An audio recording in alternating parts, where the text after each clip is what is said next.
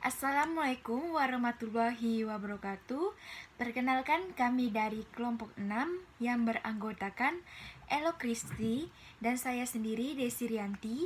Di sini kami akan menjelaskan tentang beberapa perkembangan teknologi penting. Pembahasan kami di sini terdiri dari 3 poin.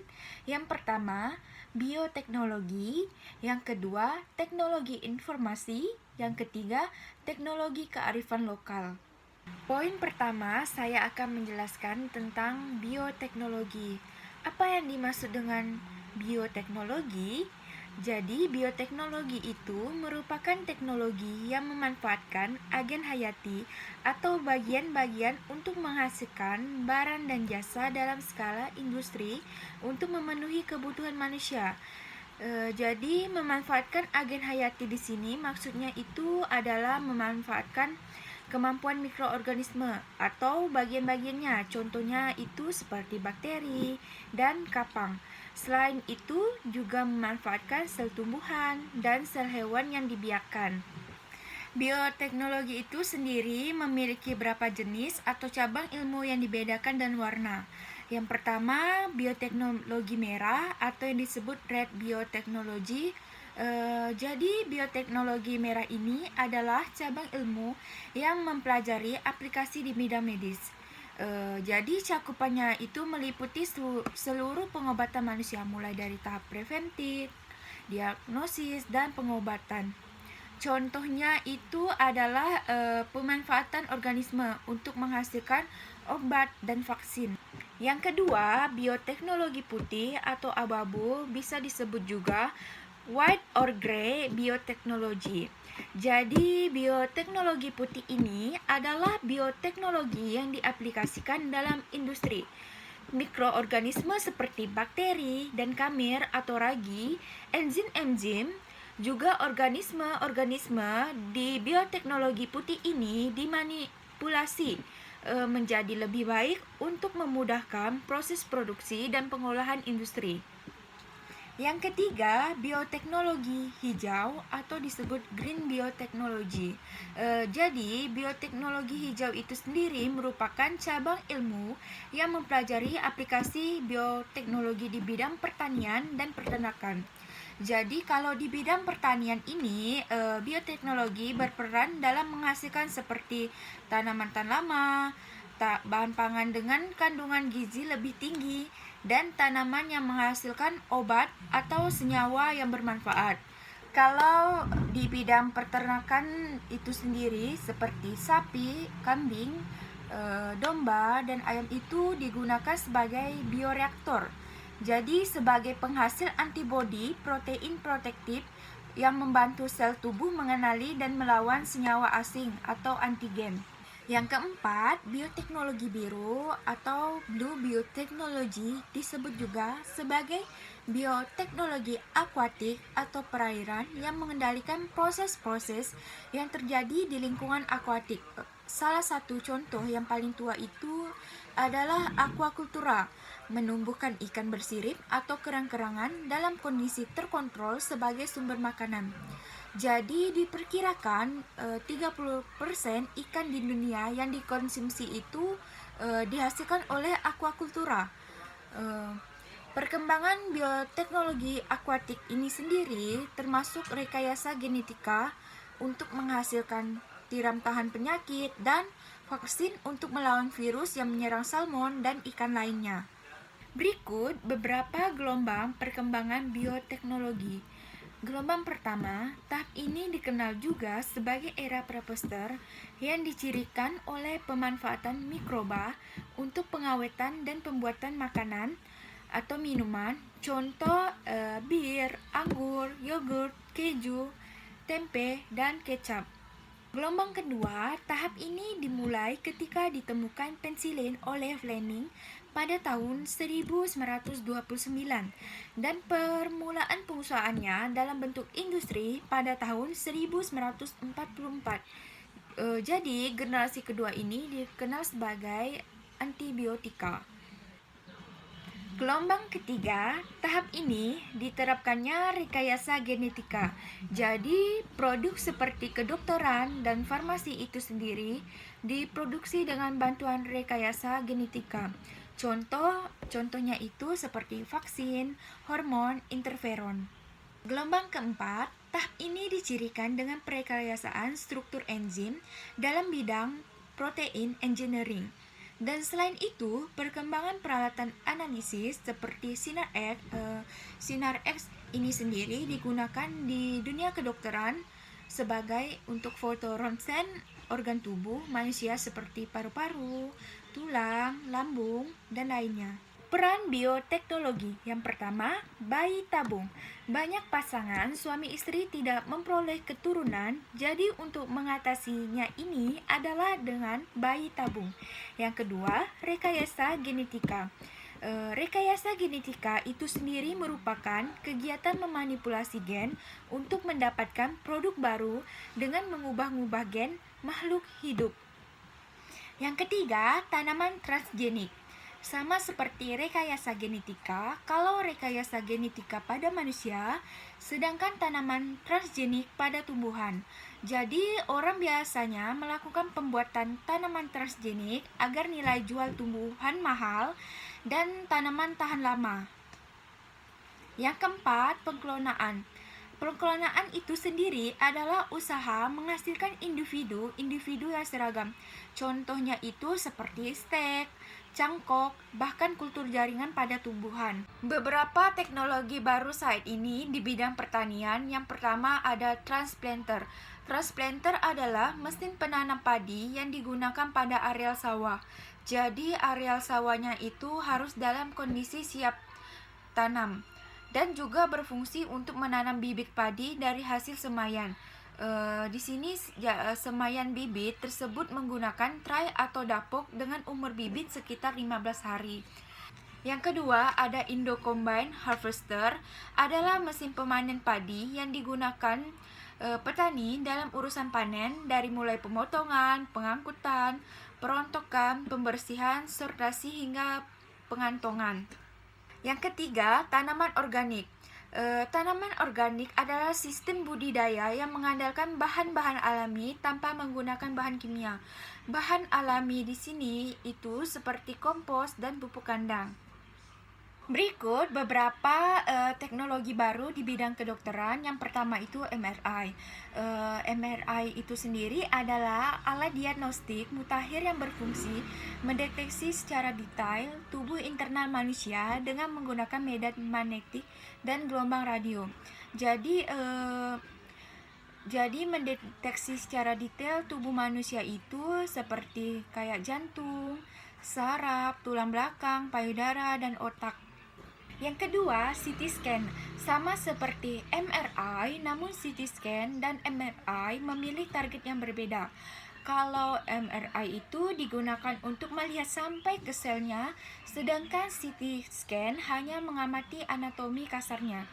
Dari segi teknologi, MRI itu menggunakan gelombang magnetik, sedangkan CT scan itu menggunakan sinar X. Secara ringkas, berikut ini implikasi bioteknologi bagi perkembangan sains dan teknologi perubahan lingkungan masyarakat. Yang pertama, bioteknologi dikembangkan melalui pendekatan multidisipliner dalam wacana molekuler. Ilmu-ilmu dasar merupakan tonggak utama perkembangan bioteknologi maupun industri bioteknologi. Yang kedua, bioteknologi dengan pemanfaatan rekayasa genetik memberikan dimensi baru untuk menghasilkan produk yang tidak terbatas. Yang ketiga, bioteknologi pengolahan limbah menghasilkan biogas, kompos, dan lumpur aktif. Yang keempat, bioteknologi di bidang kedokteran dapat menghasilkan obat-obatan antara lain vaksin, antibiotik, antibodi, monoklat, dan interferon. Yang kelima, bioteknologi dapat juga meningkatkan variasi dan hasil pertanian melalui kultur jaringan, fiksasi nitrogen, pengendalian hama tanaman, dan pemberian hormon tumbuhan. Yang keenam, bioteknologi dapat menghasilkan bahan bakar dengan pengolahan biomasa menjadi etanol, air, dan metana gas. Yang ketujuh, Bioteknologi di bidang industri dapat menghasilkan makanan dan minuman antara lain pembuatan roti, nata de coco, mentega, yogurt, tempe, kecap, bir, dan anggur. Sekian dari saya, materi selanjutnya akan dijelaskan oleh Elok Kristi. Oke, materi selanjutnya ialah teknik informasi. Teknik informasi merupakan seperangkat fasilitas yang terdiri dari perangkat keras dan perangkat lunak yang dalam prakteknya diarahkan untuk mendukung dan meningkatkan kualitas informasi yang sangat dibutuhkan oleh setiap lapisan masyarakat secara cepat dan berkualitas. Ilmu kealaman dasar telah memberikan sumbangan yang sangat besar terhadap perkembangan komunikasi dan informasi. Nah, dengan teknologi informasi yang berkembang sangat pesat, maka informasi dapat disampaikan ke seluruh penjuru dunia dengan cepat. Perkembangan teknologi informasi komunikasi diawali dari zaman prasejarah yang berlangsung hingga tahun 3000 sebelum Masehi. Manusia pada zaman ini masih belum menggunakan teknologi, sehingga mereka mencoba berkomunikasi dengan menggunakan gambar yang diletakkan di dinding-dinding gua tempat mereka tinggal. Kemudian, cara berkomunikasi mereka berkembang. Mereka menggunakan bahasa isyarat dalam kehidupan sehari-hari.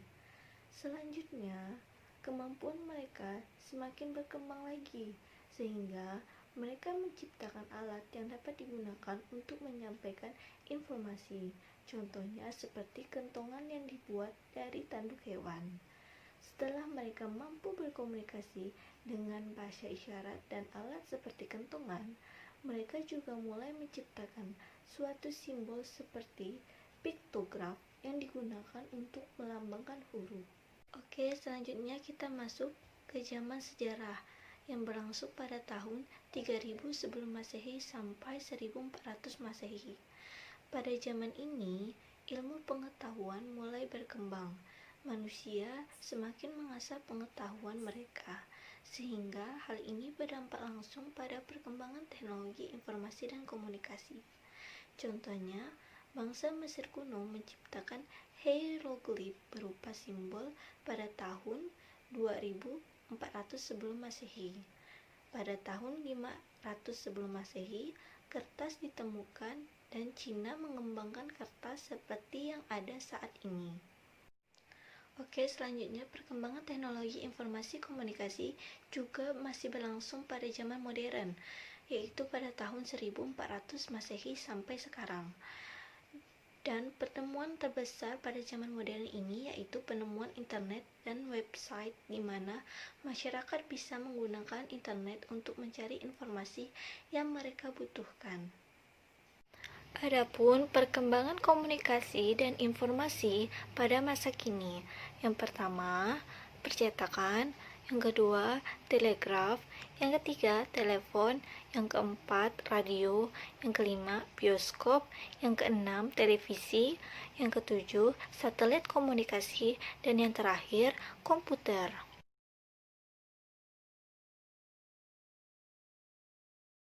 Selanjutnya, dampak teknologi informasi atau internet.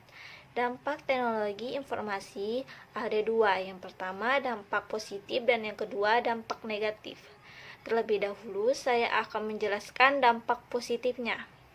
Yang pertama, internet sebagai media komunikasi merupakan fungsi internet yang paling banyak digunakan di mana setiap pengguna internet dapat berkomunikasi dengan pengguna lainnya dari seluruh dunia. Yang kedua, media pertukaran data. Para pengguna internet di seluruh dunia dapat saling bertukar informasi atau data dengan cepat dan murah dengan menggunakan email, newsgroup, FTP, dan WW. Yang ketiga, kemudahan memperoleh informasi yang ada di internet sehingga kita tahu apa yang sedang terjadi. Yang keempat, bisa digunakan sebagai lahan informasi untuk bidang pendidikan, kebudayaan, dan lain-lain.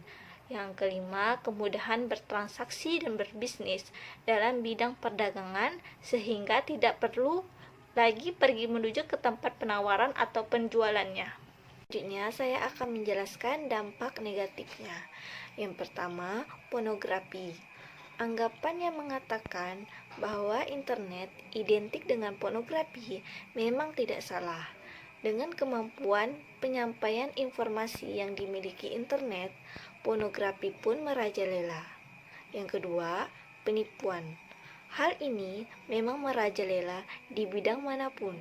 Internet pun tidak luput dari serangan penipuan. Yang ketiga, bisa membuat seseorang kecanduan, terutama yang menyangkut pornografi, dan dapat menghabiskan uang karena hanya untuk melayani kecanduan tersebut. Oke, materi selanjutnya ialah teknologi kearifan lokal. Pengertian kearifan lokal dilihat dari Kamus Inggris Indonesia terdiri dari dua kata, yaitu wisdom dan local. Local berarti setempat dan wisdom sama dengan kebijaksanaan. Dengan kata lain, maka local wisdom dapat dipahami sebagai gagasan-gagasan, nilai-nilai, pandangan-pandangan setempat yang bersifat bijaksana, penuh kearifan, bernilai baik, yang tertanam dan diikuti oleh anggota masyarakat. Nah, dari definisi di atas, kita dapat memahami bahwa kearifan lokal adalah pengetahuan yang dikembangkan oleh para leluhur dalam mensiasati lingkungan hidup sekitar mereka dan menjadikan pengetahuan itu sebagai bagian dari budaya dan memperkenalkan serta meneruskan itu dari generasi ke generasi. Sedangkan teknologi kearifan lokal merupakan penggabungan teknologi dengan kearifan lokal masyarakat setempat. Teknologi kearifan lokal biasanya dimanfaatkan untuk menangani masalah lingkungan setempat. Berikut ini adalah ciri-ciri kearifan lokal.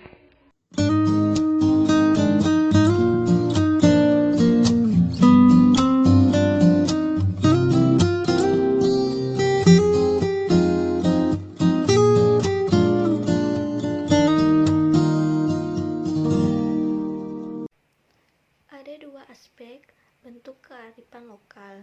Yang pertama, kearifan lokal yang berwujud nyata atau biasa disebut tangibel. Wujud nyata kearifan lokal antara lain yang pertama tekstual. Sejumlah jenis kearifan lokal tekstual meliputi sistem nilai, tata cara, ketentuan khusus yang dirangkum dalam tulisan yang dapat ditemukan dalam prasi atau budaya menulis di atas daun kelor, kalender, dan kitab tradisional primbon. Yang kedua, arsitektural atau bangunan. Dan yang terakhir, karya seni berupa benda cagar alam atau tradisional seperti keris, batik, dan lain sebagainya. Fungsi kearifan lokal. Fungsi kearifan lokal ada 7.